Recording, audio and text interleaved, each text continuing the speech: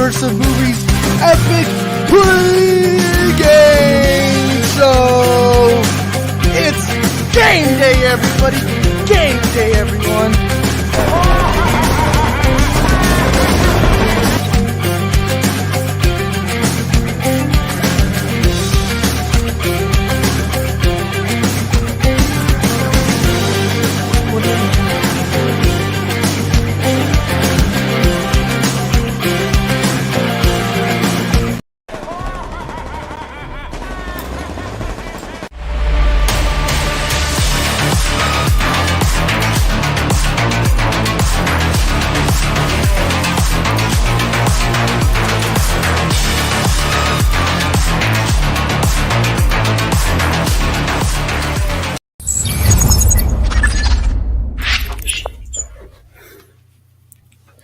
What is up, guys? Welcome back to another live stream. We've not done one since Tuesday, I believe. I do want to do them more often, but here I am once again doing a stream. Today we actually got a big topic, and that is Spider-Man No Way Home versus The Flash 2022. We got Tony Robinson in the chat. What's up, Tony? Welcome to the stream. And we also got Geek Studios here. Isaac, what's up, Geek Studios? Welcome to the stream, man. Thank you for being here today, as we're going to be talking about Spider-Man No Way Home versus Flash 2022. Now, you're probably wondering why I'm making this a debate.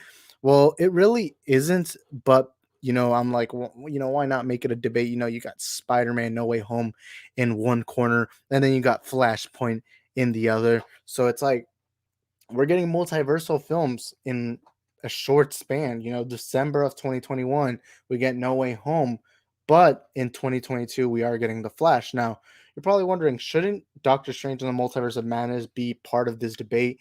Well, to be fair, I don't think it's worthy of being a part of this debate as of now. Now, I do want to remind you guys of one thing, and that is Flash 2022 has not had a trailer as of yet. Right now, as we're speaking, there has not been a trailer yet. All we've gotten is a trailer for No Way Home, and we've gotten leaks for Flash. Now, I'm going to talk about the positives and negatives both sides have to each other. Now, I do want to emphasize that this is not meant to line up a debate between Marvel and DC. I've always said this. I love both Marvel and DC. I hope they both succeed, because at the end of the day, if they win, we all win. At the end of the day, what's better is fans get the best movie possible, because at the end of the day, everyone wins. There's no losers when someone wins. But again, we got on this side, we got Spider-Man No Way Home, and on this side, sorry about the wait, and on this side we got Flashpoint. We got quite a lot of films that we are going to be discussing. Also, we are going to be having a spoiler alert for the No Way Home trailer, because some people I know don't like watching trailers. Although I'm not about to yuck on somebody's yum. I personally believe, watching a trailer enlightens you. It improves your viewing experience, because it does hype you up. To me, I'm a big trailer guy. I love trailers. I love watching trailers. Also, I'm not sure how many people are going to be viewing this, because typically my streams are in the afternoon rather than night. Right now, it is 7 p.m. Central Standard Time. I am not sure how well the stream's going to do, but regardless, I do want to keep it up, because I was actually planning on doing a debate on this, even with or without viewers, so it doesn't matter. But if you are brand new to the channel, y'all make sure, hold up. Oh yeah, I forgot to put the banner down, but y'all make sure to, I forgot to put that. Anyways, y'all make sure to smash that like button, hit the subscribe button, and turn on the notification bells. That way you can be notified for future content here on the channel. My name is Isaac, and this is the Multiverse of Movies. We're glad to have you here and joining us here in the Multiverse of Movies. And if you're new here, this is not my usual setup. If you go watch any of my other videos, I have like Funko Pops, I have figures, I have everything. But because there's no internet connection there, I am having to do it here. So if you're new to the channel, this is not my usual setup. And yeah, glad to have you here. But again, we are going to be discussing Spider-Man No Way Home versus Flash 2022. And again, you're probably wondering, why is it even a debate? Well, it's more because they're both multiversal films, and Marvel and DC has a rivalry. Now, again, let me say this again: I don't want to spark up a rivalry. I don't believe there should be a enemy like rivalry. I get having a friendly competition between the companies, but as fans, we should not be so biased. I love Marvel, I love DC, but we do have to get into the positives and negatives on why both sides are in the predicament that they both are. Flash and Spider-Man. I know Doctor Strange should be part of the conversation, but because Doctor Strange is going to be a No Way Home, I do think the main reason why we're doing head to head is because it's more Michael Keaton's Batman versus Tobey Maguire's Spider-Man. Because we have gotten confirmation that Michael Keaton will in fact be in the Flash movie back as Batman, and he will be wearing the cowl at some point in the film. Now, Tobey Maguire has not been confirmed as of yet. Now, we have to emphasize on that. Tobey Maguire has not been confirmed at all. All that's been confirmed is Alfred Molina's Doc Ock and Jamie Foxx's Electro, and more than likely from the trailer, we're gonna get Willem Dafoe's Green Goblin back in the film. So I do want to emphasize Tobey Maguire has not been confirmed as of now. Uh, Excellent collect. Okay, sorry guys. Since I am live, I have to make sure the connection's good. So okay. So Michael Keane's confirmed, but Tobey Maguire is. But anyways, we are gonna get uh into. Hold up, let me get the Chrome tab. We are gonna be going into what each side has. We got a comment from Supervise. I love both Marvel and DC. DC by hair, but I'm loving and appreciating both. And yeah, that is the great thing. I say this all the time. Uh, you know, as Marvel and DC fans, as a Marvel and DC fan myself, I grew up with these characters, these larger than life characters, and something I've always believed is, why do we got to make it a rivalry? Why do we got to, like, I hate when I see fans hate each other and be like, I hope this movie fails. And I'm like, no, no, no. How about we hope that both movies succeed? How about we hope that everyone has a great future, and then we get great more great content. I love Marvel. I love DC. I will say I did grow up more with DC, but that doesn't mean I'm just gonna be solo DC. I'm also gonna love Marvel stuff. I love the MCU. I love the DCU. I love Zack Snyder's work. I love Kevin Feige's work. I love both. I love both, and I'm sick of. There's been times where I'll say that, and some people would get mad at me for saying that, even though it really shouldn't matter. But that being said, I'm more hyped for No Way Home because, I mean, of course, multiversal Sinister Six, Toby, Andrew, etc. I'll talk about that a little more after going through the positives and through the negatives. Um, Hold up. Okay, the connection should be good. The connection should be good. But Flash seems like a mess of a film. Still excited for it though, especially for Michael Keaton. But the fact that the reason why I'm excited for the Flash movie, but it's not for the Flash, says something. I'll agree with the last part. The first thing I will say, I've noticed a lot of people have been saying that the Flash movie seems like it's forced and rushed and everything. And I always say this: we don't know what goes on behind the scenes, so I'm not even gonna judge what's happening. But I will admit that second thing you did say, it is a little weird that a lot of people are excited more for Batman than Flash, even though the movie is called The Flash. But anyways, let's get into the second screen. Let me put the comment. Okay, let us put it like this. Okay, so Flash 2022. We got to get the positives out the way. Number one, Michael Keaton is returning, and that means nostalgia. That means a lot of people are going to be running up. The people who grew up with Batman 89, they're going to come up and watch this film because they see Michael Keaton and they're like, heck yeah, man, Michael Keaton coming back as Batman, which is officially confirmed. Why not? Why not? And like I said, Michael Keaton does have a large fan base, so I do think the Michael Keaton powerhouse is going to help. Not only that, but Michael Keaton is loved even outside his roles as Batman. A lot of people love Michael Keaton, even not as Batman. But yeah, the next one is Ben Affleck returning. Now, Ben Affleck's my favorite Batman. Batman's my favorite character of all time, and Ben Affleck portrayed him the best way I think possible. With that being said, now this will leverage some people, like the Ben Affleck fans like me. There are a lot of us, but I will admit this is not as big as Michael Keaton returning. Michael Keaton returning is a much bigger thing. He has a much bigger nostalgia fan base. Look, Ben Affleck, again, everyone knows him as the great actor, but we do have to admit that he does not have the fan base that Michael Keaton over here has. All right, the next one. Oh, Oh, I accidentally scrolled a little too down. Ignore the down part. But now the third one is great director Andy Muschietti. Now, this doesn't mean people are gonna watch the movie because of Andy Muschietti. What I'm saying is Andy Muschietti has such a good um has such a good resume that it improves the potential, and it does leverage how good or bad this movie is going to be, because he has made movies like It, and I love Andy Muschietti's directing, and I am confident in what he's doing, mainly because he's shown me what he can do, and I do think that this is a positive forward for Flash 2022. Also, I'm going to read the comments after I finish my little Google Docs presentation that I worked on like an hour ago. But yeah, I do think Andy Muschietti will upgrade that excitement, not because of Andy Muschietti specifically, but because of what he's done in the past. Now, the fourth one, it should be stated that the most popular IP, and this has been proven factually, is the character of the Batman. The character of the Batman is the IP, the fictional IP that's made the most money in history, or like specific character. So I do think having Batman automatically leverages, because I know people will watch the trailer and be like, "Oh, look, Batman." And this does go back to what we were saying earlier with Michael Keaton returning, and also Ben Affleck. Now, Ben Affleck is not going to be as much as Michael Keaton. Michael Keaton has that more nostalgia fan base. Remember Ben Affleck's last outing as the Caped Crusader was not long ago. Back technically, like if we're being technical, it was just like a few months ago with the Snyder Cut release. So Ben Affleck doesn't really have the nostalgia. It will, I do think it will levitate more fans, but I do think Michael Keaton, while Michael Keaton is not my favorite Batman, I do think it will give in that nostalgia, given to the nostalgia bait. But again, the most popular fictional character of all time is Batman, statistically, and it's been proven time and time again.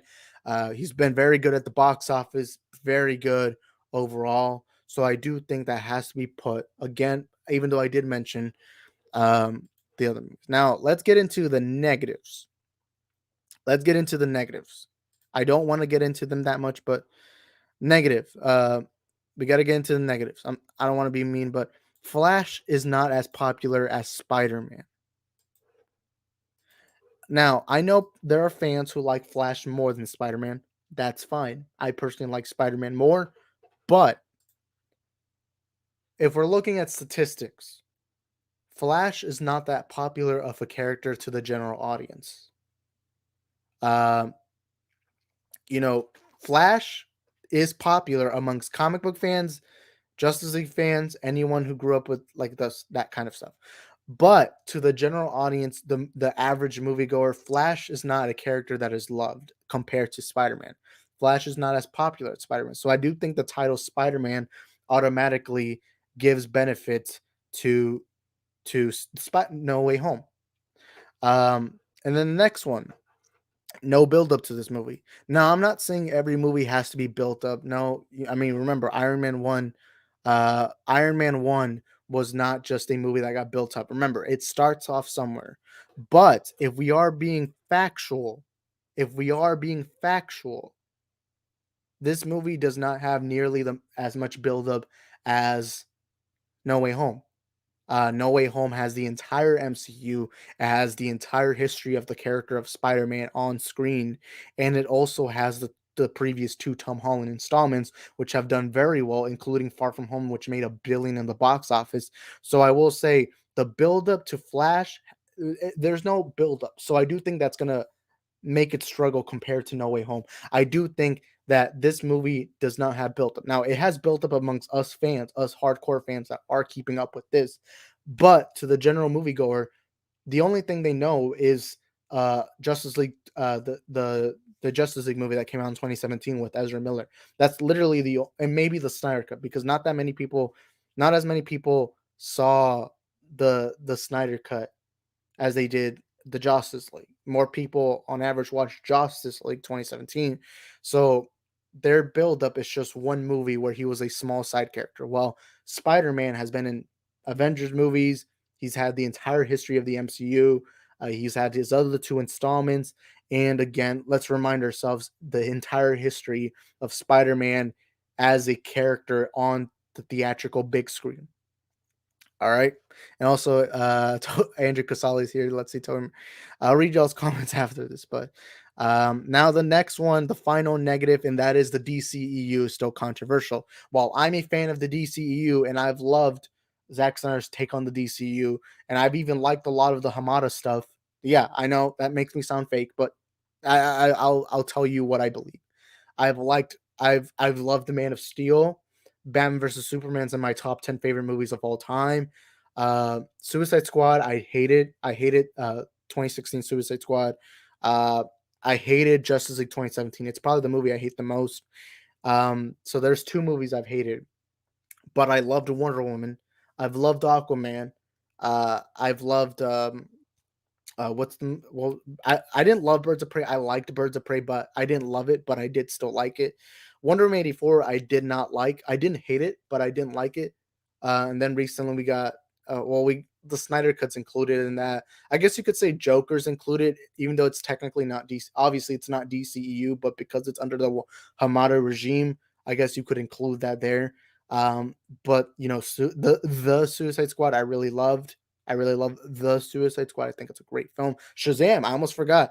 I almost forgot Shazam. I almost forgot Shazam. I loved Shazam, so I've loved most of the DCU. However, to the moviegoer audience, Batman versus Superman was not popular. I loved Batman versus Superman. It's my favorite. It's one of my favorite movies of all time, which is surprising to a lot of cinephiles. Oh wait, hold up. I actually want to read this one. Flash seems messy. Doesn't seem doesn't wait, hold up. Doesn't mean it will be. Flashpoint seems like a sequel idea. I don't know about Supergirl. I don't see the actress as Supergirl, but I'll give her a chance. I'll agree with you. I remember when Andy Muschietti came out and said that this movie was going to be heavily inspired on Flashpoint. I was a little like, that's something you build up to. You know, Flashpoint is probably Flash's most popular comic book. To me, even though Flash is not my favorite character of all time, the storyline of Flashpoint is my favorite comic book storyline of all time. I like it more than Injustice, Dark Knight Returns. I liked it more than Watchmen. Those are some of my favorite comics, but I will say Flashpoint has always been that. It's always been this comic book that I've just loved ever since I was a kid. But yeah, but as a fan, I'm optimistic and excited, and yeah, that's a good thing to have.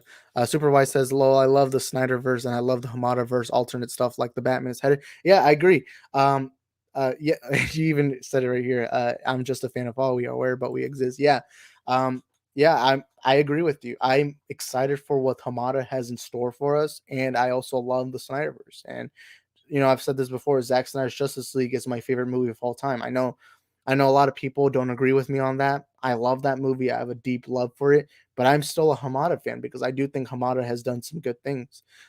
We are going to have to wait till next year to talk more into what Hamada has done. I do think we got to wait till the end of 2022 or maybe the end of 2023, depending. I do think we have to take our time with him, but I do think he's done a good job as of yet. And a lot of my Snyder friends out there on YouTube actually don't like it when I say this, but I think Hamada's done well. I think he's done very well.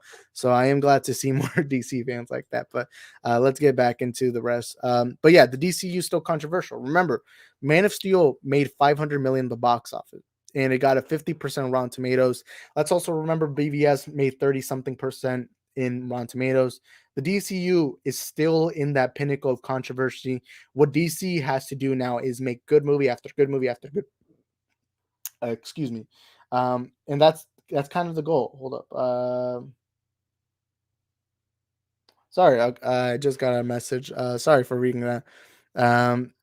And you know, look, I wish the DCU was not controversial, but it is.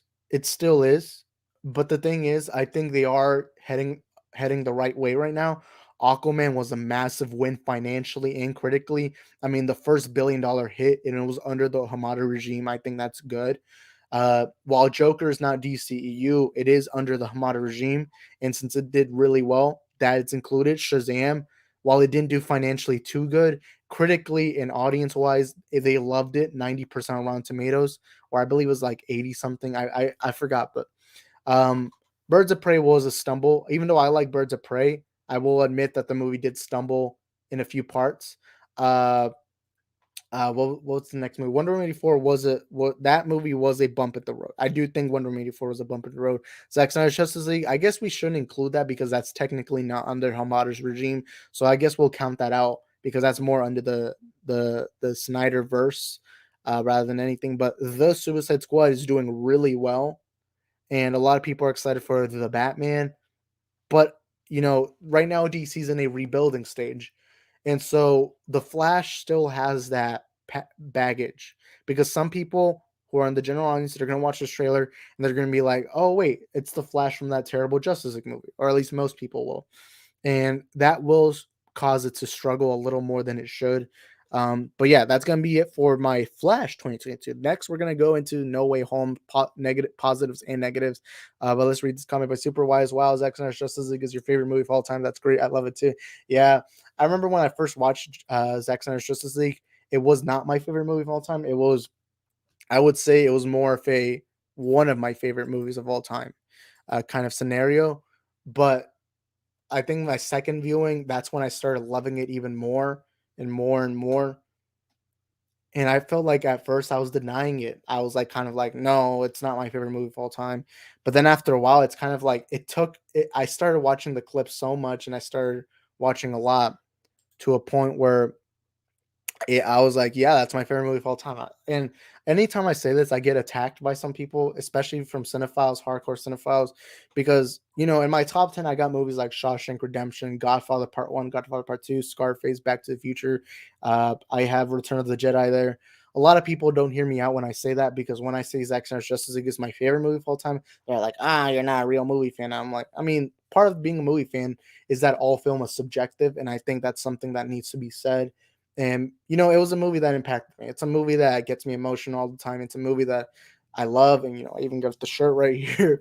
But it's funny because when people hear me say this, they also laugh when I say they also laugh when I say that I'm excited for what Walter Amada has in store because I don't like I'm not gonna listen to the Ray Fisher stuff right. I don't even want to talk about it. But when it comes to movies specifically, I think Hamada has done a great job as of now. Now, my mind can be changed by next year, but as it stands right now, for the record, I think Hamada has done good. And I think Hamada, and if Hamada doesn't want to restore the Snyderverse, hey man, that's up to him. I can't blame him. As much as I love Man of Steel, as much as I love Batman vs Superman, and as much as I really love Zack Snyder's Justice League, I understand these movies didn't do financially as well as intended. So I can't blame Hamada for not wanting to go through with the Snyderverse. I cannot blame him for that. But yeah, let's get back into the positives for Spider-Man No Way Home. All right, let me get some of them. Okay, Spider-Man No Way Home positives. Tobey Maguire returning. Now this is not confirmed, but it's kind of almost at this point. It's like I think there's a 90% chance that he is in the movie. Uh, but Tobey Maguire returning. Again, same thing with Michael Keaton. Nostalgia. A lot of people love him. He has a massive audience. Massive, massive, massive audience. Second thing is, again, with the Tobey Maguire stuff, Marvel's most popular character. He is Marvel's most popular character financially. Um, as the IP, as a brand, Spider-Man is insanely popular. It's insanely popular. Also, let me address something first before I get into the other stuff. Tobey Maguire returning. I guess you could consider Andrew Garfield. While Andrew Garfield, I love Andrew Garfield. I love the first Amazing Spider-Man. I think that's a great film. I love it. But I will say Andrew Garfield is kind of like that middle child that most people ignore. I love Andrew Garfield. I think he's a great Spider-Man. But with that being said, a lot of people find him controversial, so I wasn't going to mention. Although people are excited to see him back, I will say he's not at the level of Tobey Maguire's returning. But yeah, Marvel's most popular character again. And then again, something I said earlier, Marvel's build up. I mean, massive build up. I don't know why I said Marvel, but remember the entire history of the MCU. The other Tom Holland movies, remember Far From Home, the last one, made $1 billion in the box office, and again, like I said, the entire MCU. But something that has to be specific is the end of Loki. A lot of people saw the ending of Loki and they're like, "What? They don't know what's gonna happen now." And so it is this interesting situation that we are now in. and that Loki ending, I think, got people hyped up. Doctor Strange returning. I don't think this necessarily bumped it up a lot more. I think just by a little bit, but I do think people seeing Doctor Strange in the trailer got them a little excited, as if because it is a multiversal film and Doctor Strange is that kind of character. But it already broke records. It broke. I said this.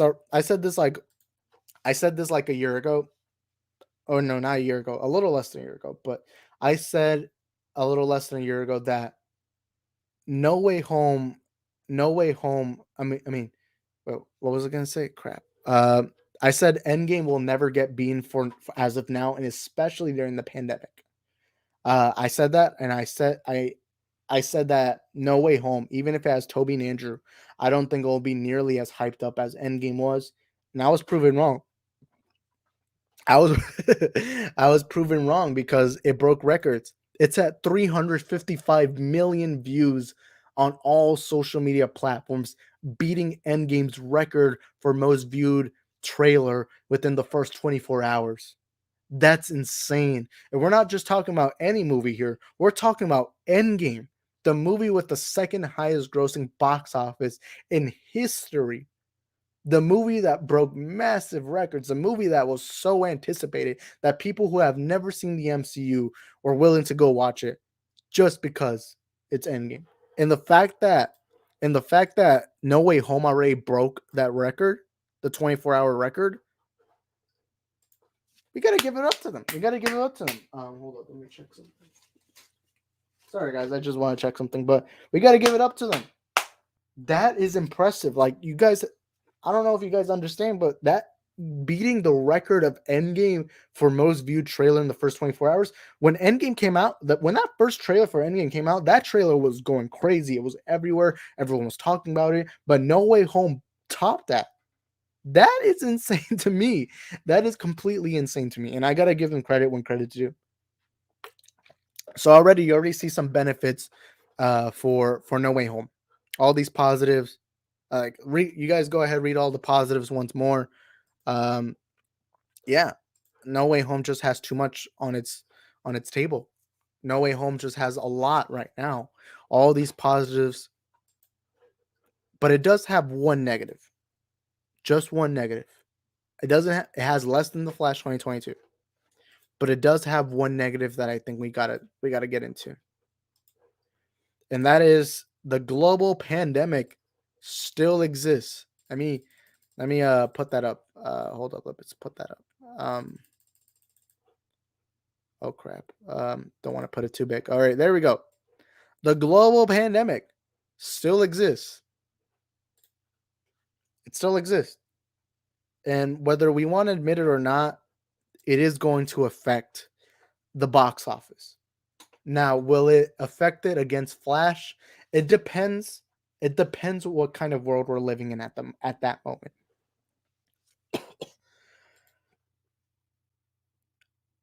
It's hard to predict if the pandemic will get better or worse. The good thing is the vaccines are being rolled out. A lot more people are getting vaccines. The theater business has been booming a lot more than it's done last year. Godzilla vs. Kong did well. Fast 9 did really well. Free Guy is doing really well. But the pandemic still exists. A lot of people have been saying that this is going to be the movie to beat Endgame. It's going to be the first $1 billion movie. I was actually going to make a video discussing, is this going to be a $1 billion movie? And I said this, or I made a video on it. I'm not going to upload it, but I'll just say it right now.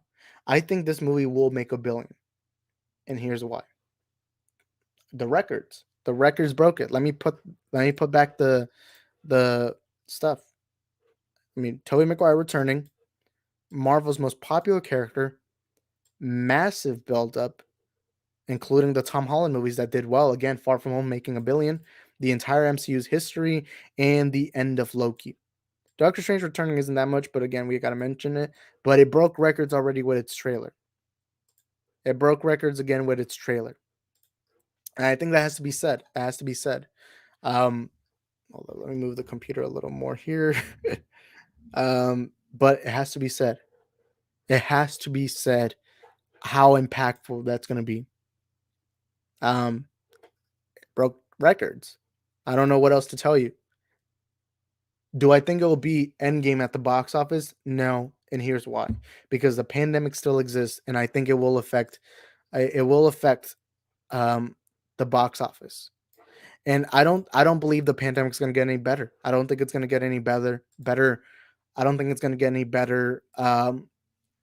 I don't think it's going to get any better uh, when you know when when any of these movies come out. I think it will stay at the same level because uh, there's more cases right now and everything. So No Way Home will have that struggle of Endgame. But now that we've gone through all the positives and negatives, you guys in the comments let me know, who do you think is going to win, Flash 2022 or Spider-Man No Way Home? Now let me get my view on it. I love The Flash. I've really liked Ezra Miller as the Flash. In fact, he is in my favorite movie of all time, known as Zack Snyder's Justice League. So you guys know I'm a big fan of Ezra Miller. With that being said, and I love Michael Keaton. Ben Affleck's my favorite Batman. With that being said, the winner to me is going to be No Way Home. And it's going to be a landslide win. I don't think it's going to be your average win. I don't think it's going to be a small scale win. I think it's going to win by a lot, financially and critically and audience wise. I'm about to explain why. Now, let me give you some advantage that Flash has over over No Way Home. Let's give Flashpoint a few things, or it's not called Flashpoint, but it's called The Flash. But let's give a few things. Number one, Michael Keaton has a massive fan base. Number two, I think Andy Muschietti is a proven better director than John Watts. So you could make the case that Flash will be a better overall film, financially and critically. But to me, No Way Home's going to win. And here's why. We already are familiar with the character of Tom Holland's Spider-Man, Tobey Maguire's Spider-Man, and Andrew Garfield's Spider-Man. We are familiar with all these characters and we understand them. But the main thing is the protagonist has had his journey, which is Tom Holland's Spider-Man, for years and years and years. John Watts is experienced with these movies already.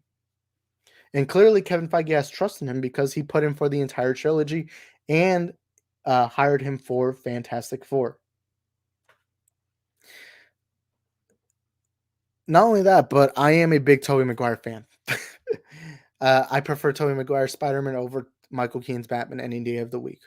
That's just me, but that's just my perspective. And that's why I think No Way Home's going to win.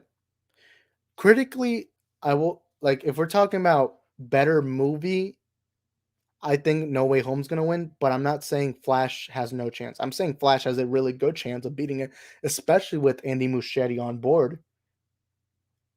But financially, I don't see it possible.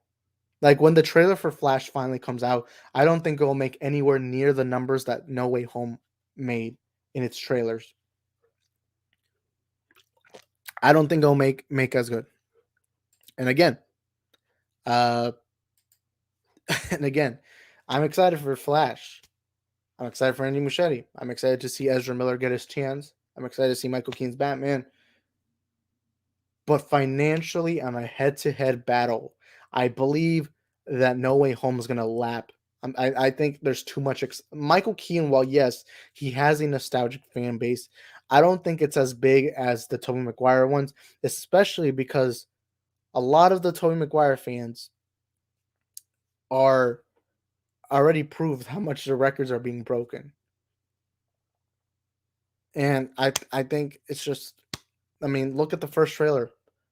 Look at the first trailer. Because it's not only that you're bringing the Tobey Maguire fans, you're also bringing the Andrew Garfield fans, you're bringing in the Tom Holland fans, you're bringing in three massive fan bases together.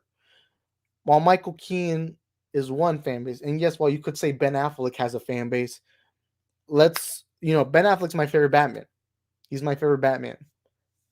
but I don't think Ben Affleck is nearly as popular as Michael Keaton or any Tobey Maguire or any of these other Spider-Man. I would love him to be, but that's just not the case. So financially, I do think No Way Home is going to lap around it. It's especially including that it's an MCU movie, and MCU has established itself as a powerhouse within Hollywood. So I do think that they have a massive advantage over DC. DC has not established itself as a powerhouse in Hollywood. While DC has had tons of great movies, even my favorite movie of all time being a DC movie, it is not established like the MCU has. Also, we got a comment. What's the comment? Smash the like button. Heck yeah. Oh, wait, we got this comment I forgot to read. I love The Amazing Spider-Man. Andrew's underrated. I agree. Toby's the GOAT. I agree with that too. But I personally prefer him over Tom. And I really like Tom, but he's not Toby or Andrew. And I got to agree with all of that. I love The Amazing Spider-Man. I love The Amazing Spider-Man. That first one, I don't like the second one, but the first one, I love it. Um, and I will agree, Tobey Maguire, favorite Spider-Man. I grew up with him. I love him more. The more and more I watch Spider-Man 2, the more and more I love it. But I'd be lying if I told you that he's not my favorite. And to me, he is my favorite Spider-Man, Tobey Maguire. Do I prefer Andrew over Tom? That's hard for me to choose. Uh, I'm not a fan of The Amazing Spider-Man 2. In fact, I think it's the worst Spider-Man movie. But I will say I'm not a fan of Far From Home either. I'm not a fan of Far From Home either. But I will say I love Homecoming and I love the first Amazing Spider-Man. So it is hard for me to pin who I like more. I will say they're more in the middle, both. Well, Toby is my favorite overall. But I will say in a head-to-head battle, I'm not sure who to choose between Andrew and Tom. Um, but yeah, I prefer Toby. Toby is my favorite, and I find that first Amazing Spider-Man underrated. I love it, and I wish more people loved it. But yeah, again, you guys let me know in the comments who do you think's winning, No Way Home or Flash. Me, I think Flash. I mean, not Flash. I think No Way Home's taking the win. I think they're taking the win. But again, it's not a rivalry. It's not a rivalry. It's not a rivalry. But yeah, I do think it has to be. It has to be said. It has to be said. Hold up, guys. Give me a minute. Uh, Sorry, guys. Hold up. I hold up. Okay, there we go. We're back. For some reason, it wasn't letting me click. For some reason, it wasn't letting me click. But hey, we good right now. We good right now. We good right. Also, I forgot to bring my dark side figure with me. I had my dark. If you guys watch my last stream on Tuesday, I have this big dark side figure from the Snyder Cut that I forgot to bring with me. I left it here on the desk, but I didn't bring it with me. But yeah, that's the whole statistics. If you guys want to see my entire uh point by point break on positives and negatives for Flash and No Way Home, just go before the video, like for the people, just go after you finish the stream, just go early in the video, watch my point by break.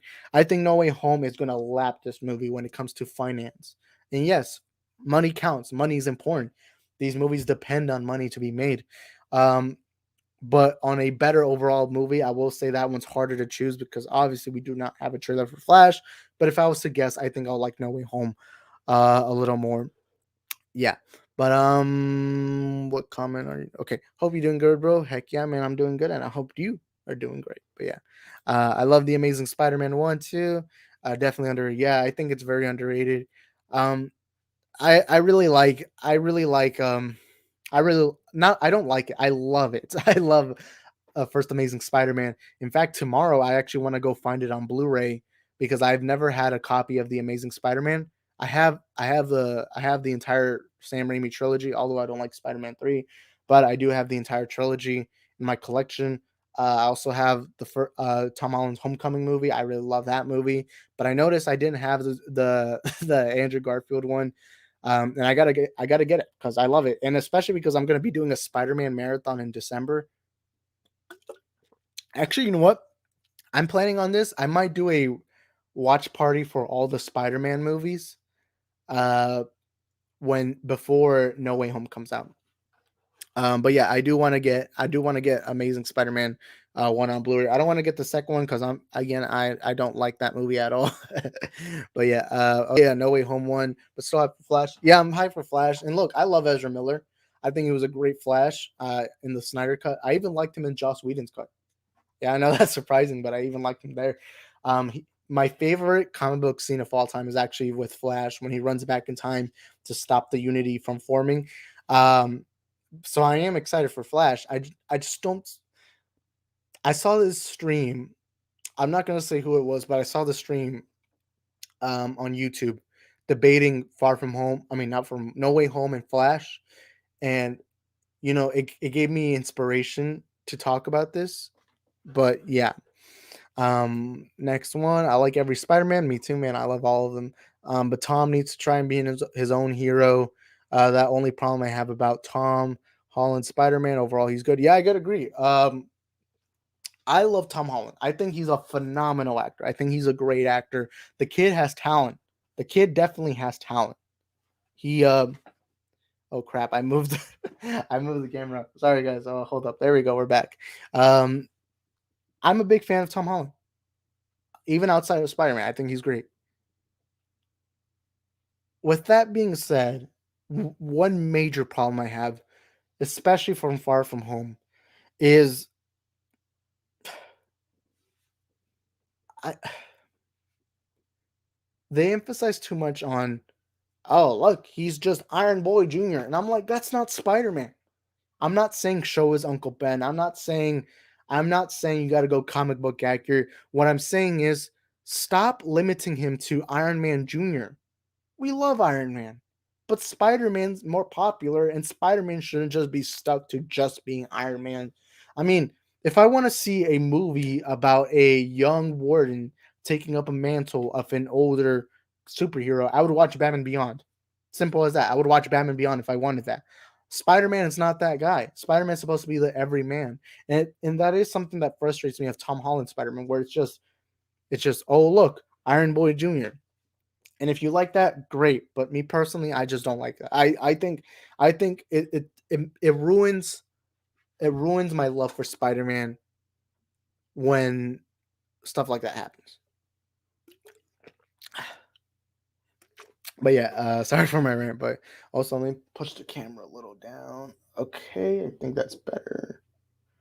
But yeah, next comment. Also, let me know if the audio is working. It says it's excellent connection. I don't know why I said collection, but I own the Amazing Spider-Man 1 on Blu-ray. Proud to have it. Awesome, dude. Oh crap. Ooh, I almost spilled my water, which I actually have down here. Also, I made myself a little mini setup because in my own bedroom I cannot film. I can film, just I can't go live there. But yeah, this is my little setup. I'm in the corner of this guest room. Uh, I didn't have any stuff to hang up, so I just put my multiverse of movie shirt. But yeah, let's get into the next comment. I own two versions, The Amazing Spider-Man on DVD and Blu-ray. Oh, awesome! You got the Blu-ray DVD combo that they usually have. That's cool. That flash scene at the end of Zack Snyder's Justice League. Wow, one of my favorite. Yeah, I love that scene. It's my favorite comic book scene of all time. But yeah, I really like Tom, but he's not the Spidey to me. That's Toby. He needs to be his own man, have consequences. He's the MCU's Terry McGinnis, honestly. uh, yeah, I agree. Look, Toby Maguire is my favorite portrayal, mainly because of how the movie emphasizes on the fact that he's alone and that with great power comes great responsibility. The problem with Tom Holland's movies is, there's the whole point of Spider-Man as a character has always been the everyman. He's supposed to be the average guy, the average high schooler, the average college student, the average guy. You got Batman, who's a rich billionaire. You got Superman, who's born with godlike abilities. You got all these characters who have, like Wonder Woman. She's born from Zeus, clay of Zeus. You have these characters who do unbelievably big stuff. Spider-Man is supposed to be this average guy who is not special, who has nothing, but was gifted with powers, and with that power comes responsibility.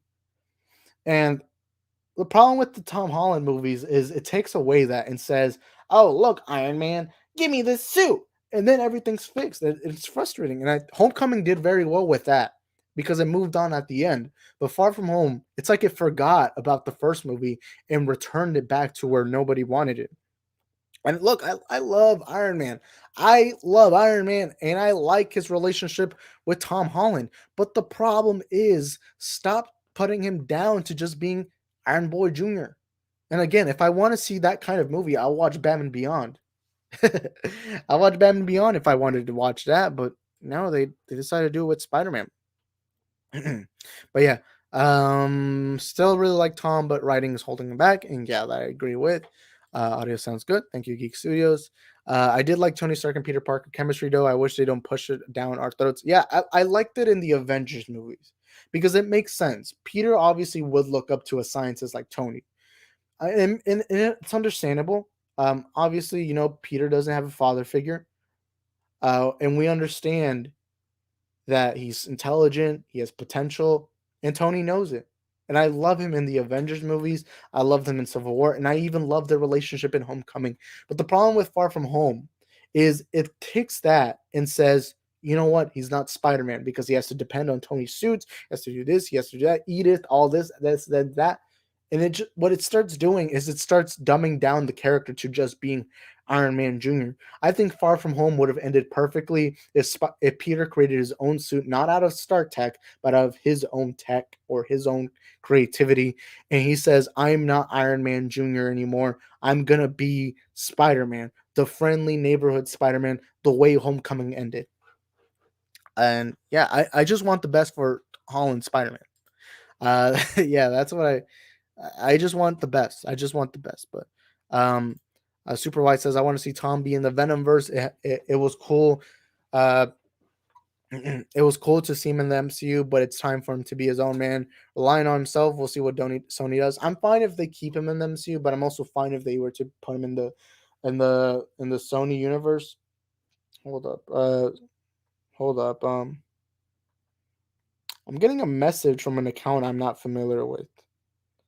Hold up. Sorry, guys. I want to read this message because it's from this account. Recently I've been getting messages from random accounts.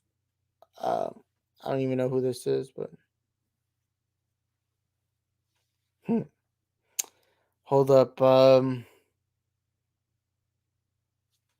don't even know who this person is. Sorry, guys. Um, sorry for taking up y'all's time. Let's read the next comment. Also, what's up, Tyrant Prime? Welcome to the stream, man. Glad to have you here. I am about to get into your comment, but let me read these. But yeah, I'm fine with whatever they do. But Super White says Tom's movies are fun, lighthearted, but Toby and even Andrews are profound to me. They have something to say. And yeah, look, I like Tom Holland's movies. I like how they take inspiration from from like 80s high school movies. I like that they reference Ferris Bueller's Day Off, which is a movie I love. And I love Homecoming. I really love Homecoming. Homecoming to me is a top 5 favorite MCU movie. But the problem with Far From Home is it starts taking its comedy too much. And there are times in Far From Home and even a little bit in Homecoming where it seems like the writers aren't aware of what a high schooler sounds like. I was in high school just 2 years ago. I know what they speak like. I know what they talk like. And I was in high school when Far From Home came out, and I was like, yeah, that isn't what they sound like. Sounds like something you'd listen to in an 80s movie, which is not what you talk like anymore. But um, Toby and Andrew were more serious and grounded. But yeah. Next comment. Super White says Far From Home, which I really like as a film, is basically a cliff notes of Spider-Man 2. Yeah. Sorry guys, I was coughing up right now. Hold up. Yeah, but yeah, Far From Home. Look, I don't think Far From Home is a terrible movie. I just think it's a movie that has potential. Like I love Mysterio. I think Tom Holland was a great acting again. Zendaya to me, I think she has potential to be a great actress in the future. Well, she is a good actress, but to levitate herself, I think she has the potential for that. Uh, but Far From Home's struggle is the movie wants you to take it serious, but it also tries to balance lightheartedness too much as a film. But also as a fan of Spider-Man, what it does is it demolishes the ideals of Spider-Man and turns it into, oh, Batman Beyond. Yeah, let's just do Batman Beyond. But yeah. Yo, what's up, Isaac? I love what you said. Thank you, Tyrant Prime, and glad to have you here. And yeah, thank you, man, for being here. So let me read the other comments you have. Um, I'm not on the Iron Man Junior hate train, but I do agree with you. Yeah, like I liked what they did in Homecoming, because Homecoming, while he was Iron Man Junior at the beginning and even in the middle, I love the scene where he takes the suit away from him and Peter's down and out, but then he realizes that he still has to be the hero regardless. I love how in Homecoming he begins wanting to be an Avenger, wanting to save the universe, but at the end learns that he has to protect the neighborhood. And it's not about wanting to be a hero, it's about needing to be the hero. Because being a hero, the path of a hero is not, oh, I want to be cool. The path of a hero is you have to do it because you have these gifts, and these gifts are meant to do good. And Homecoming to me established that really well. Homecoming to me was a movie about Peter learning that being a hero is not having fun. It's not about being cool. It's about doing what's right, regardless of if it, even if it interferes with your personal life. And that's what I love about Homecoming. Far From Home completely threw that away and decided to go reverse Uno card. But yeah, repping the Snyder shirt, I dig that. Yeah, I got the Unite the League that I got from Hot Topic. I am sad that Superman's not in it because Superman's my favorite character. But the good thing is my phone case right here is the Zack Snyder's Justice League black and white Superman. So I at least have the phone case with Superman because I love Superman. Superman's one of my favorite characters of all time. But yeah, it is said that I don't have him here on the shirt. I got Batman, Wonder Woman, Cyborg, Aquaman, Flash. Oh yeah, we were talking about Flash and I forgot he was on my shirt. Where is he? Where's Oh, there he is. Yeah, right here you can see him on my shirt. But yeah, I love wearing I love I love wearing the Snyder merch. But yeah, Superwise says Sam Raimi had a true real love in his Spidey movies. You can see and feel that. And with Tom Holland's movies, which I really like, I don't feel the beauty and craftsmanship, but still really fun, good times. And yeah, I agree. Like, I don't hate Tom Holland. I love Tom Holland. I think he's a great Spider-Man, especially Homecoming. I think Homecoming's a great film. But Far From Home threw that away. Spider-Man 2, you know, I don't know. It's complicated. It's complicated. But yeah. Dennis Medina says, "What's up, Dennis? Welcome to the stream. In this war, I'm Switzerland neutral." Yeah. Oh yeah, we were talking about Flash and Flash and No Way Home. I did this entire presentation. If you want to check it out, it's actually earlier in my video. Um, I have a lot. I went through it a lot. So if you want to check it out, I recommend going down. I don't think it should be made into a rivalry. I just think it's something we should kind of discuss. Where we just discuss it because I do think it's important because Marvel and DC are going to go through their multiversal stage in movies now, and I think it's important that it gets talked about, debate. But I don't think it should be turned into a rivalry. That's what I'm hoping for. I've already seen Marvel and DC fans go head to head. And to me, as a fan of both, I don't like seeing that. I mean, who remember 2016? How big the and it's like we treated it like it was a gang war. That's how disappointing it was back then. I remember it's like you had to only support one or the other. I am glad we are less and less on that, but I am hoping for this multiversal saga. I'm hoping that no more corporate slave fanboys. I hope that we just hope for the best movies. But yeah, I mean, Spider-Man 2 is maybe like top 5 film of all time. The consequences, the heart, just all of it hits and is still relevant to this day. Best comic book movie of all time. To me, it's probably my fourth favorite comic book movie, just behind Dark Knight, BVS, and Zack Snyder's Justice League. I think Spider-Man 2 is the best Marvel movie, and it is in my top 20 favorite movies of all time. Um, and yeah, I have a deep love for that movie. I think it's probably the movie I've seen most of my life because I grew up with it. I was a kid when the movie came out. I remember we owned it in a VHS, and then we owned it in a CD. And I watched this movie a lot, and now obviously it's hard to count how many times I've seen it, but I believe it's the movie I've rewatched the most in my entire life, and I believe it is Spider-Man 2 that I've seen the most. But I could be wrong. I obviously don't know how to check that stat, but yeah. Oh crap! I accident. Okay, there we go. For me, definitely top five. Comic book movies. Oh heck yeah, I put it as my fourth. But yeah.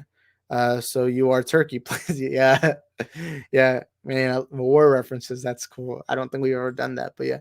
But seriously, expecting the Snyderverse and the Batman. I'm not really fond of the MCU, but mostly due to the tone and not appealing to me. Not anything relating to quality. That's understandable. All films are subjective, and some movies work for some people, some don't work for others. So it's understandable. It's understandable.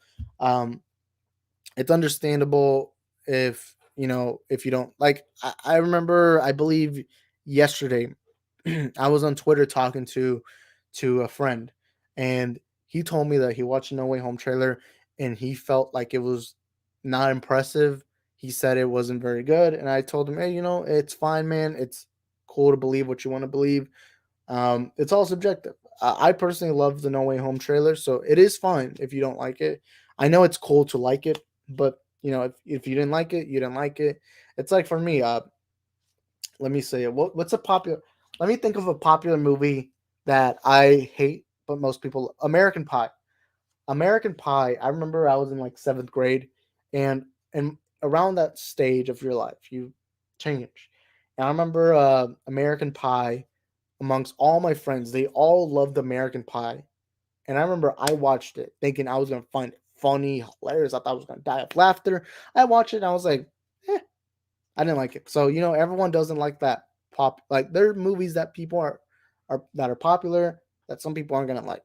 Um, like, let me think of a popular comic book movie to relate to. What's a popular comic book movie I do? I'm trying to think of a popular comic book movie that, oh crap, yeah, accidentally hit that back. Let me think of another popular franchise. I cannot think of one. Oh well, I guess the Star Wars prequels are pretty popular. I don't like the prequels.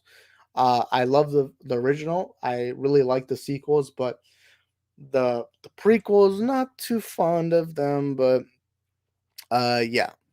Far From Home. I guess Far From Home is a pretty popular movie, and I didn't like the movie. Uh, I can't think of anything. I'm trying to remember from the top of my head. I cannot I cannot think of any movies. Can, oh, look, let me check something real quick. I cannot think of any. I would have to think about it. I would have to think about it. I would have to think about it. But there are movies that I don't like that are popular. Citizen Kane. I like Citizen Kane, but I don't think it's the greatest movie of all time. Um, I know a lot of people talk about it. I'm not a fan of Citizen. Well, I like Citizen Kane. I don't think it's a bad movie. I actually like it. I like it, but I'll admit I don't think it's best movie of all time to me at least. To me at least. But yeah.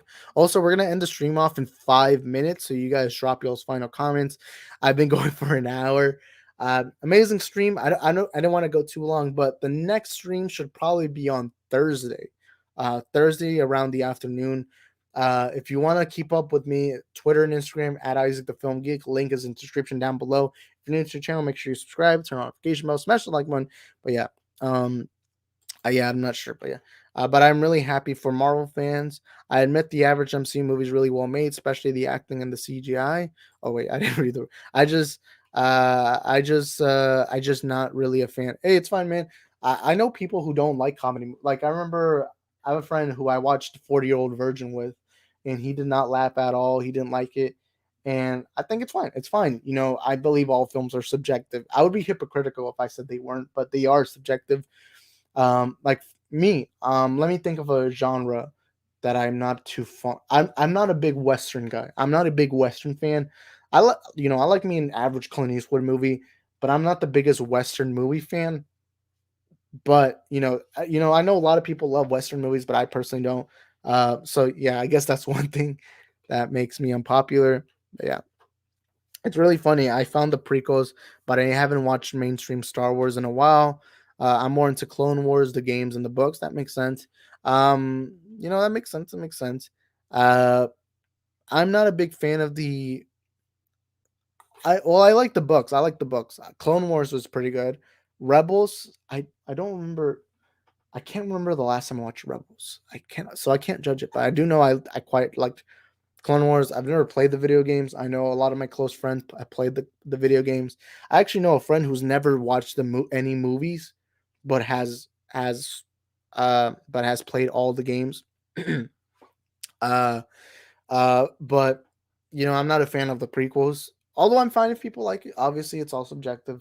But I've never been I've never been too fond with the prequels. I've like, for example, wait, what were they called? Revenge of the Sith, Attack of the Clones, and The Phantom Menace. Yeah. I don't like Phantom Menace. That movie I struggled watching with. Attack of the Clones was bad, or at least to me. To me. Let me remind. Revenge of the Sith, I'll admit, has a few good parts, but I didn't like it overall. So I'm not too fond with the prequels. Uh, I guess that's it. The sequels. The sequels. The original trilogy to me is one of the best trilogies of all time. But the sequel trilogy, I love Force Awakens. I think Last Jedi had its struggles. I think it's not a very good movie, but it's not a bad movie to me.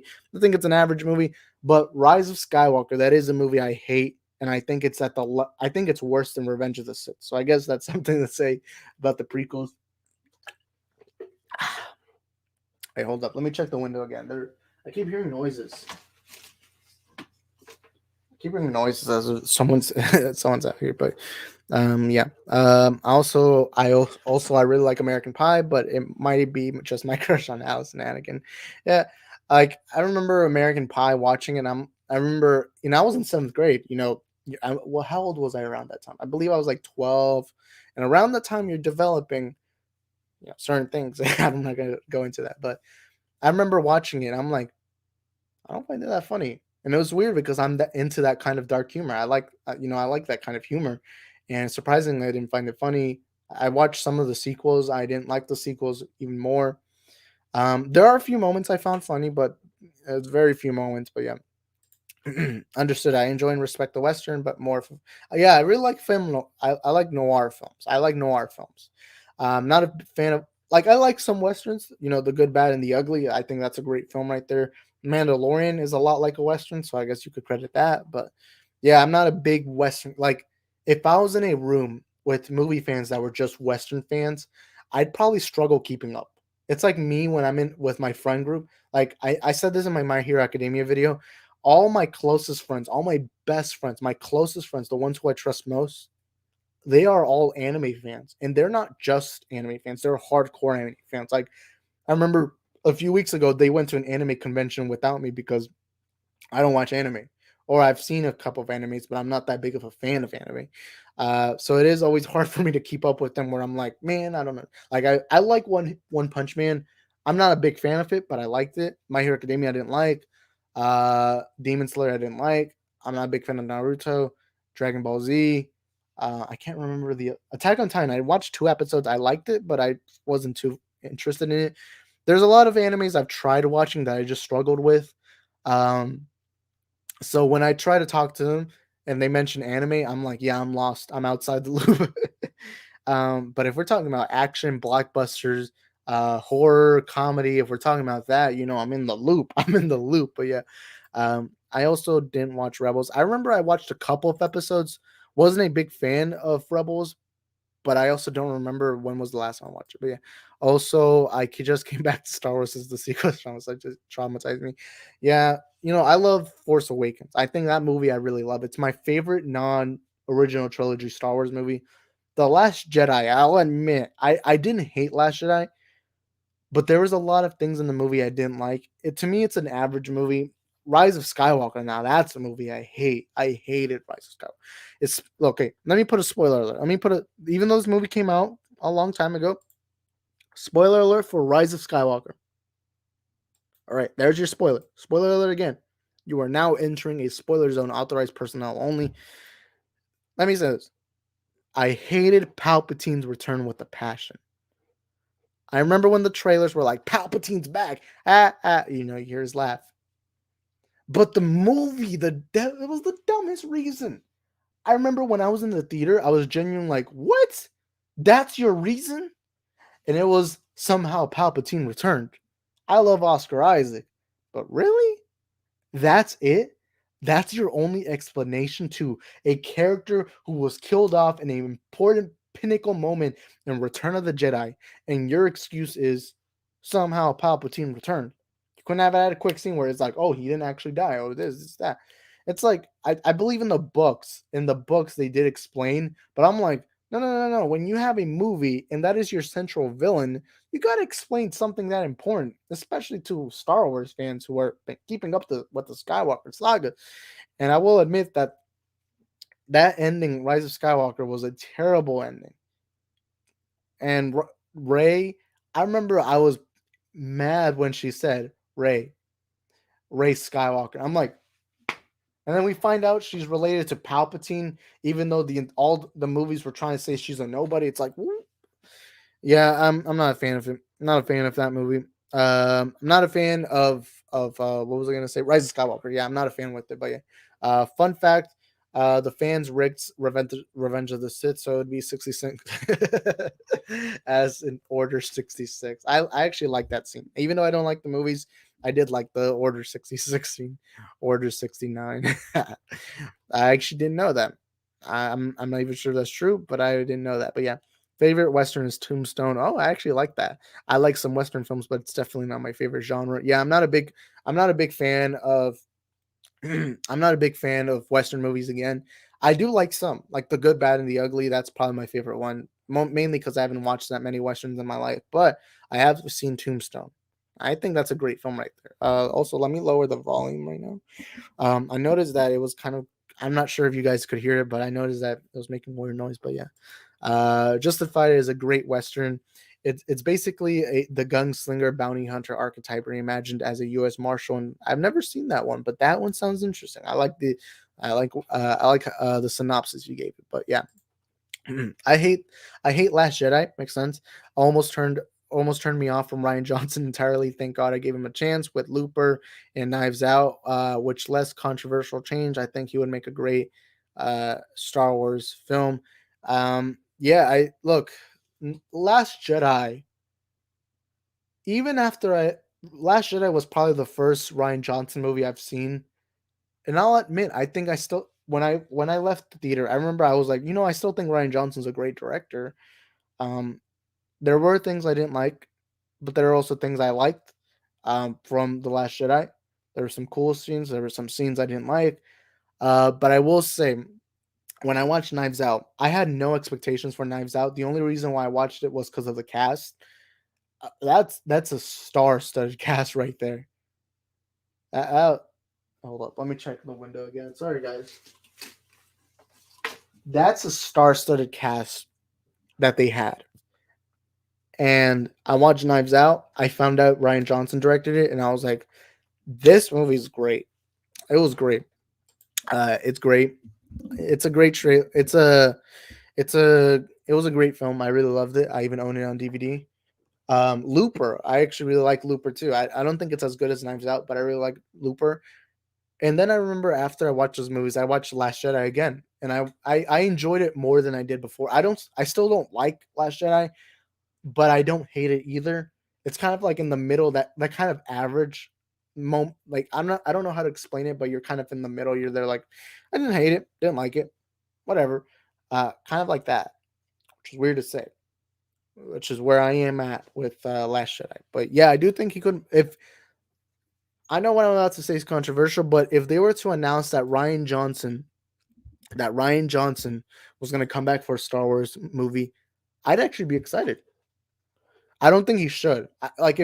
If I was Ryan Johnson or if I was anyone working with Ryan Johnson, I would never even think of coming back to Star Wars because look, let me say this plain and simple. The Star Wars fandom acted too immaturely. The way you guys treated or the way we treated Ryan Johnson was so disrespectful. People were attacking him personally, talking bad about him and his career. Look, I get not liking his movie. Go out in public, say, "Hey, I didn't like this movie. I think this was a terrible movie. This, and that." But to go out and attack him, like him personally, That's where I draw the line. It's like, look, if you guys want to attack, like, let's say I said, like, for example, let's say I said, I think Last Jedi is a masterpiece. Obviously, I don't believe that, but let's say I said that, and you guys were to comment, "Oh, I disagree this, and this is why I disagree." That's fine. But if you were to be like, "Oh, well, I know your address, so now I'm gonna dox you," like that's something where I'm like, "Okay, no, bud, you're now crossing a line that's kind of it's a rule. You don't cross that personal line.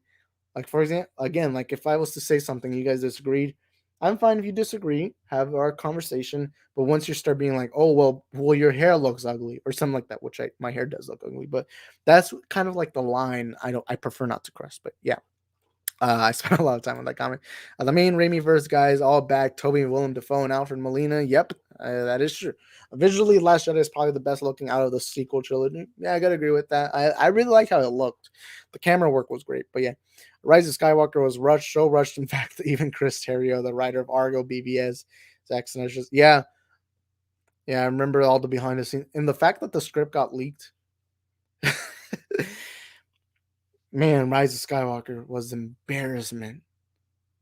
It I don't think I've seen such a dumpster fire in so long.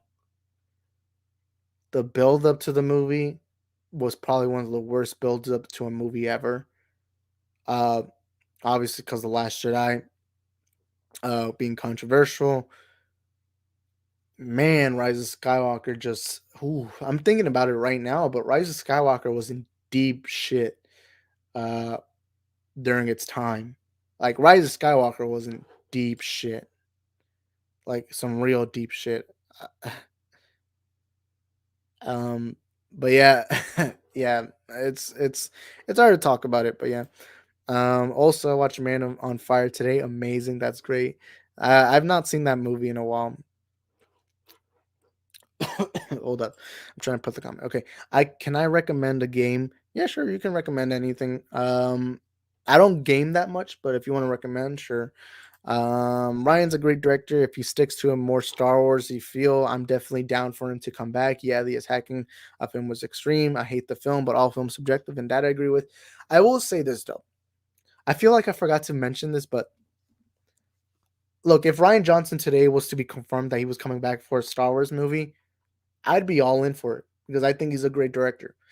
However, if I was Ryan Johnson myself, let's say I was Ryan Johnson, or if I was working with Ryan Johnson,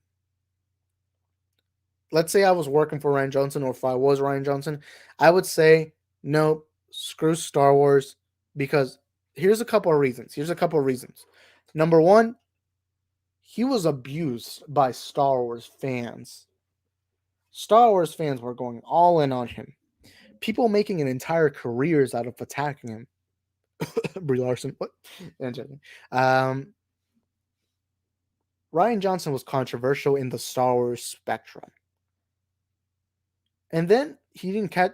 You would think that a director would catch his break the minute they got to direct a Star Wars film. That didn't happen. Obviously, the exact opposite happened. His career was going downhill. And then Knives Out comes out. And Knives Out gets Oscar buzz. And now everyone sees you as the great director you are. But not only that, but great actors now want to work for you. And not only that, but Netflix paid 600 million to buy out your movies, meaning that he is set for life. Knives Out is not a $600 million movie. The fact that it made that money before it even shot its sequel, now he's set for life. Now he gets to continue his job. He gets to continue working for Hollywood. He gets to continue making these films he's passionate about. But not only that, but he gets a confirmed paycheck now. He's set for life. He's set for life.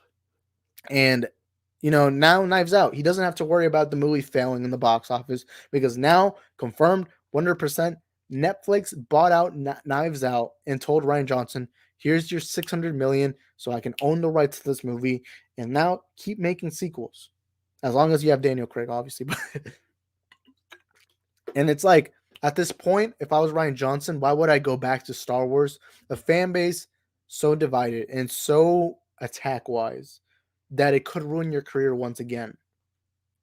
And it's like, what choice would you rather have? A, go back to your childhood movies, but have the potential of your career getting ruined, maybe not make as much money, or B, have these movies set for life, the movies that gain you your credit, and the movies that already set you financially for life. I mean, what's your option? I would choose B any day of the week.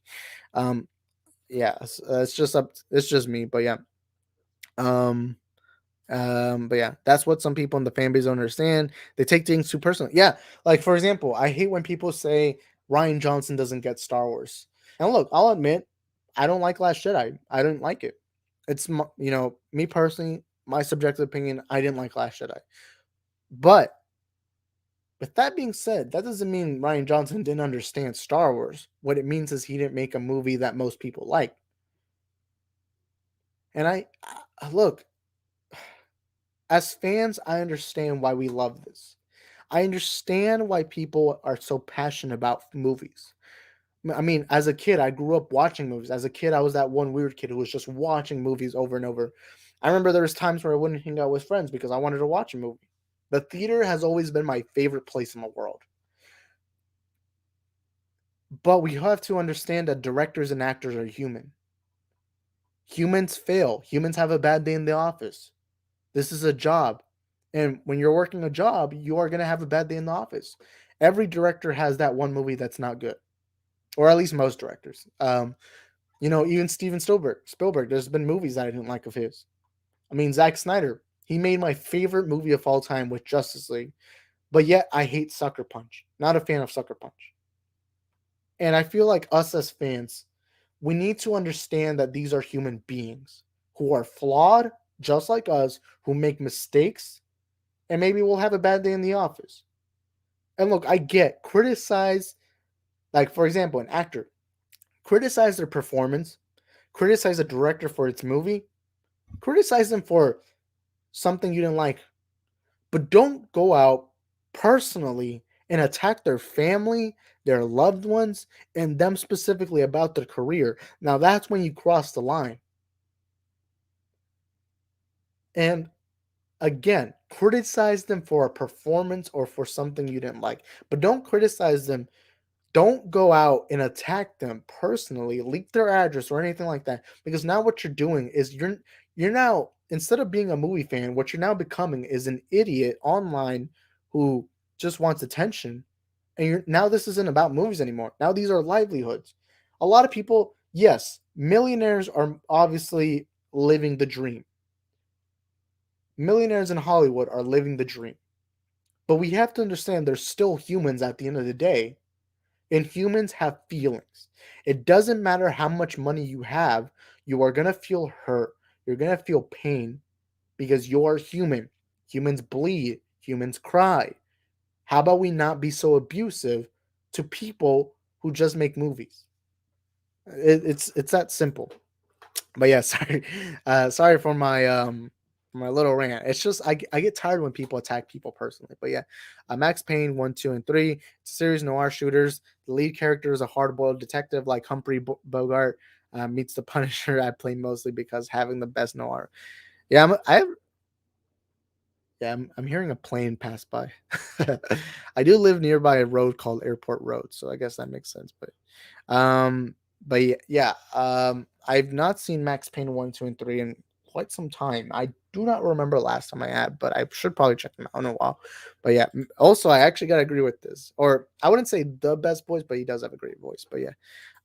Even though I enjoyed Rise of Skywalker, it was a total mess. Makes sense. Sorry, Darth Vader. Oh, okay. I read that earlier and I was wondering what that meant. I'm like, okay, now I understand.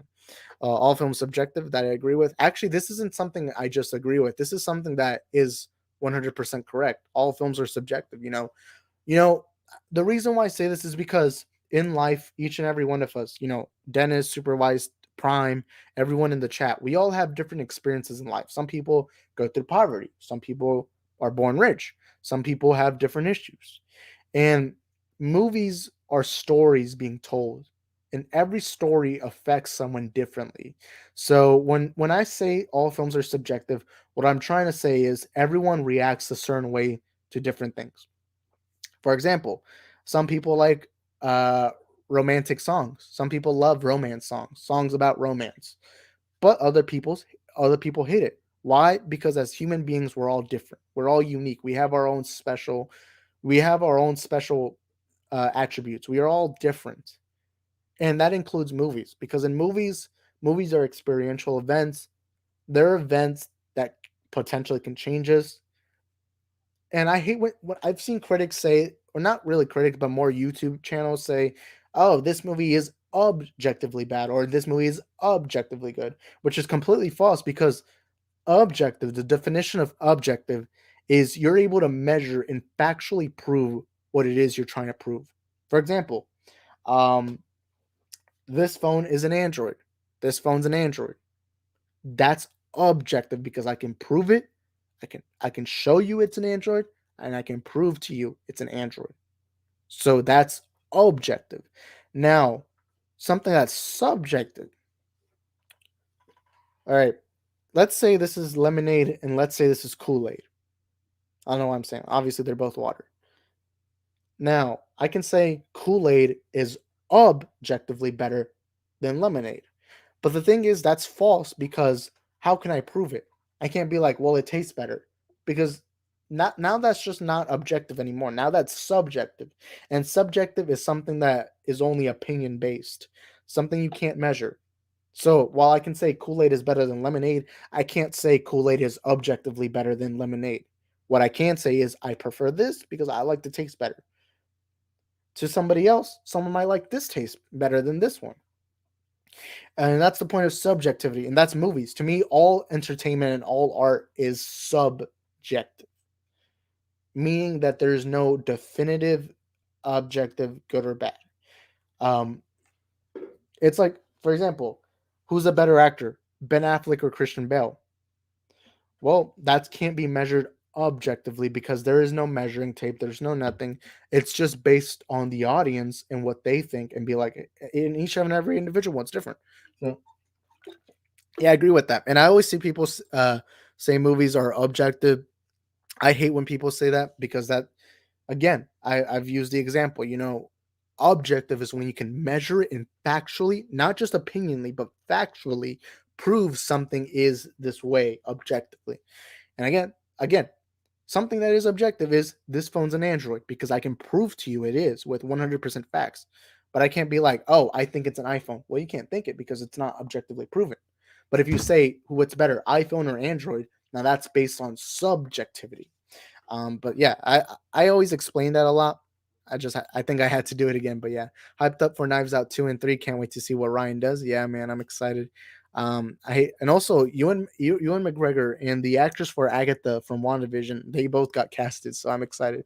I hate that Star Wars fans attack Ryan Johnson, Callie Maria Tran, Kathleen Kennedy, and Brie Larson. Yeah, Brie Larson. Look, I'm not gonna lie to you. Brie Larson, I believe she got hate back in 2018, late 2018. I remember that was around the time she was getting hate.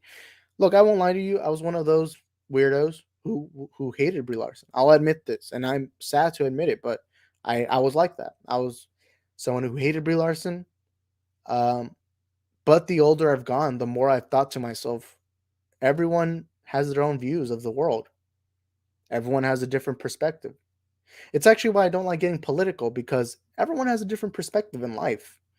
That's why I always make sure in this channel I never talk about politics because that's not my job. My job is to talk about movies. Well, it's not a job, but my love is movies. And, everyone has a different experience in life.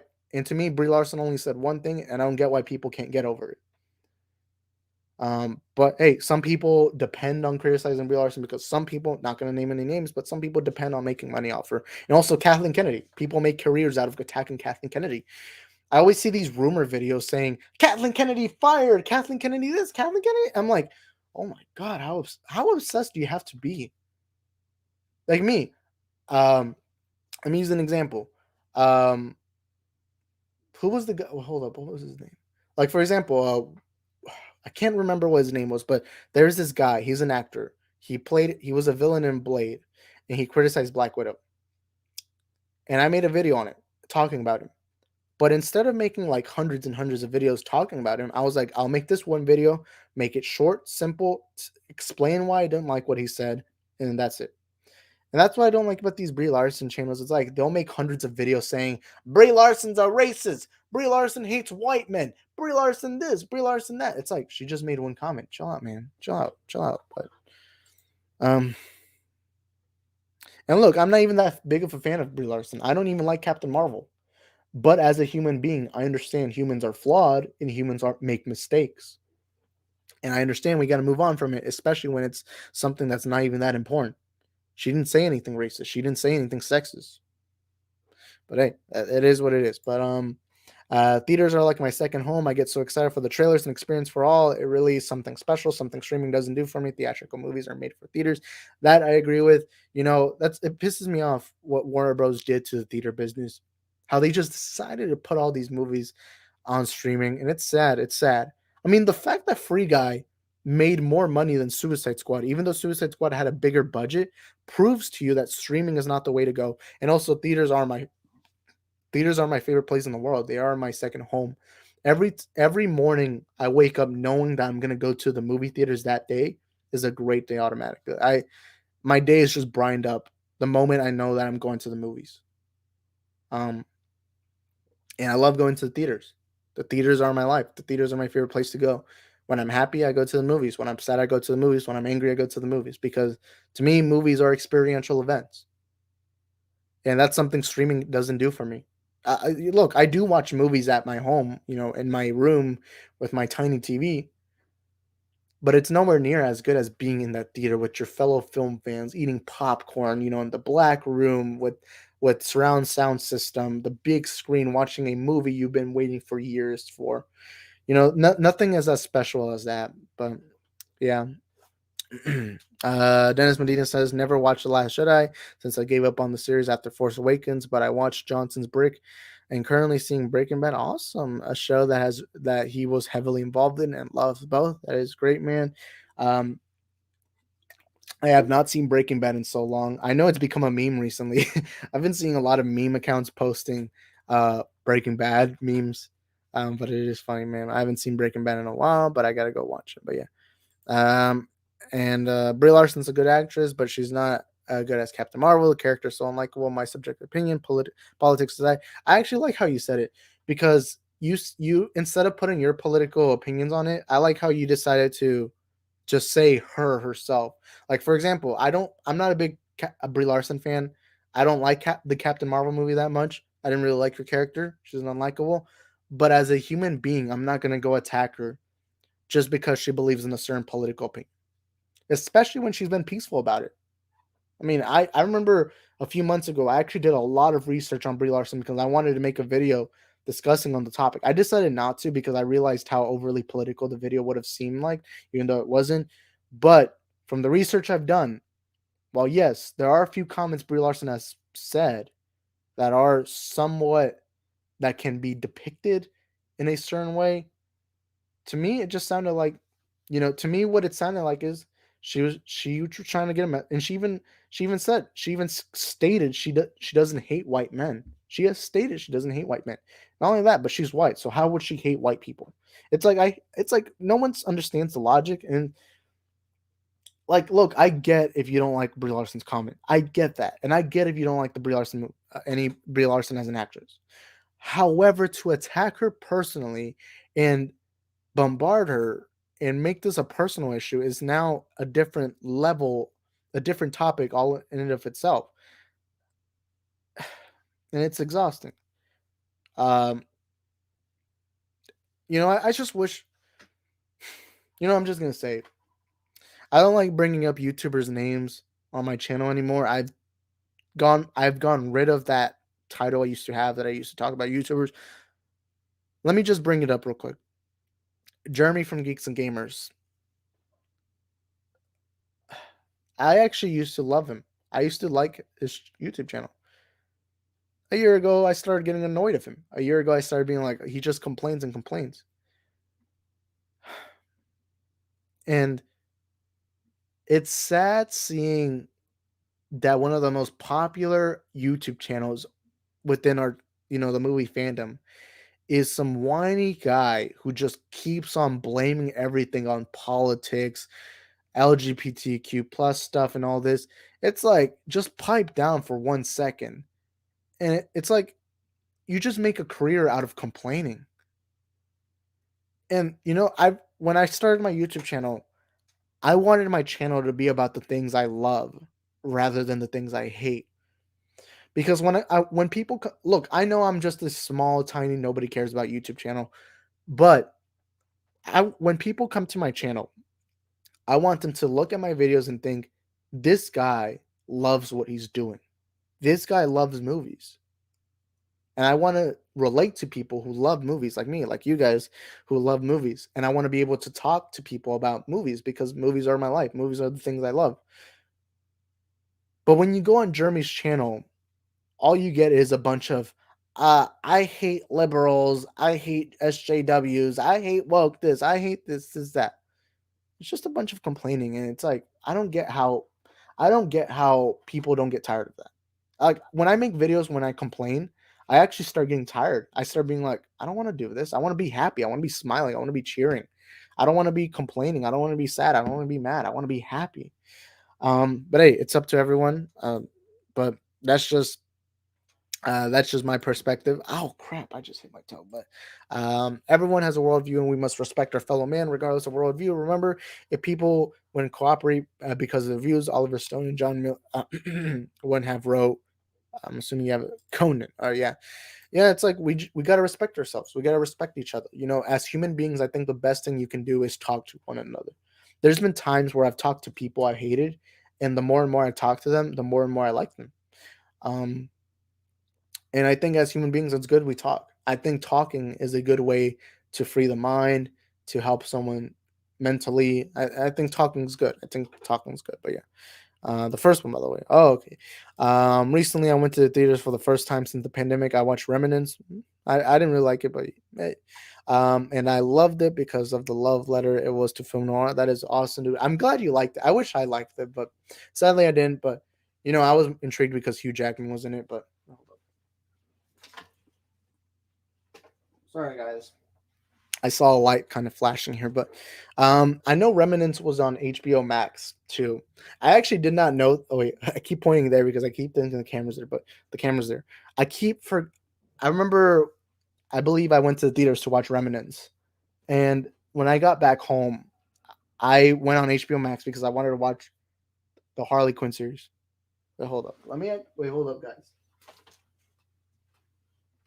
Sorry, I keep hearing noises. I always like checking the window, but um, I was gonna watch the Harley Quinn series. I was going on HBO Max, and HBO Max. When I open HBO Max, Remnants is there, and I'm like, oh, I did not know this was here. But even though I didn't like Remnants, I'm glad that I at least helped the theater business. And Dennis, I gotta applaud you, man. Um, we're living in a world where most people, it's not the people's fault. It's Warner Bros.'s fault for making this stupid decision of putting the movies out same day, which I wish they didn't do, but sadly they did that. But yeah, yeah, this has been a fun stream. I'm getting a little dehydrated, which always happens on every one of my streams. Um, hold up. I'm trying to see. The connection's good. The connection's good. I'll go for like a minute or 2 more minutes. And then I'm gonna end the stream off. But yeah, I'm gonna start trying to stream on Thursdays from now on. Mainly because that's my day off. I was planning on Tuesday, but Tuesdays are not a good day for me. But Thursdays I want to start doing more streams, get like some big topics to discuss. Um, but yeah, also Shang-Chi comes out this week, Thursday actually. I'm gonna go on Thursday to watch it on IMAX at my local AMC. I have not been to my local AMC in years because the closest AMC to me is like a 20-minute drive to another city. Um, there is a local theater that's 10 minutes away from me, but because I want to watch Shang-Chi on IMAX, I have not been to IMAX in years. I'm looking very forward to Shang-Chi. on IMAX. I'm very excited. You know, Simu Liu. I'm a big fan of Kim's Convenience, so seeing Simu Liu on Shang-Chi is gonna be amazing. Cannot wait for it. IMAX. I am gonna review the movie, so on Friday morning, expect me to drop my review out for Shang-Chi. Depending on the how the movie does, I might do a spoiler discussion the next Thursday, but we'll have to wait and see and find out. But yeah, I'm looking forward to it. I cannot wait. Let me read this comment. I wish I liked Remnants too. He was great in it. The concept was really interesting, but the execution was not good. Boring film, and I was digging the noir detective vibes. I did like the noir detective vibes, but I will admit the movie felt too generic to me. I did a review on it, a non-spoiler review. But yeah, I wasn't a big fan of the movie. I wish I liked it. You know, the trailers. I'm not gonna lie. When I watched the first trailer for the first time, it felt like a Christopher Nolan movie. It gave me Nolan vibes. So I was pretty excited. But yeah, the movie bombed too. Yeah, I think it only made 2 million in the box office, which is very disappointing for a movie this big. But let me read one last comment. Great stream. Thank you, Superwise. But let me read this one last stream that I'll be going. Hype for Shang-Chi. Love martial arts. I love Kim's Convenience. Ooh, I found another Kim's Convenience fan. Every time I mention Kim's Convenience, no one seems to know what it is on, or at least here on this YouTube channel. So it is good to see another Kim's Convenience fans. I really like Kim's Convenience, and that's where I knew Simu Liu from. I can easily believe that this film has the best MCU action. Yeah, the trailers look pretty good. The action looks good. I love martial arts movies. I grew up with martial arts movies, so I am looking forward to what Marvel can produce. And also another Kim's Convenience fan. Glad to have met another one because there isn't that many Kim's Convenience fans, surprisingly. Also, fun fact: the actor for Appa, he actually has a YouTube channel. Let me actually pull it up. I'm not sure if hold up. I want to give him a shout out because he actually does what we're doing here, where he talks about geeky stuff. Let me actually pull up his channel. I gotta give him a shout out. I gotta give him a shout out. Let's see if I can pull. Um, yeah, here he is. He has a small YouTube channel. Let me actually is it on the screen? Yep, there we go. Better Asian Dude Inc.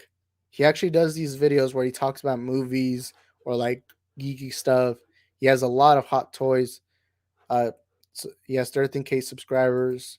So yeah, it's a yeah. I subscribed to. I remember when I first found it. I believe it was because I was watching Kim's Convenience clips on YouTube, and it recommended me his channel. And I heard his real voice for the first time, and I was like, "Oh my god, Appa doesn't actually sound like Appa," which I expected, but still. Um, yeah, I'm glad. I'm a Kim's Convenience fan. Glad to meet another fan. Yeah, on YouTube, I've never been able to find other fans of the show, but I really like the show.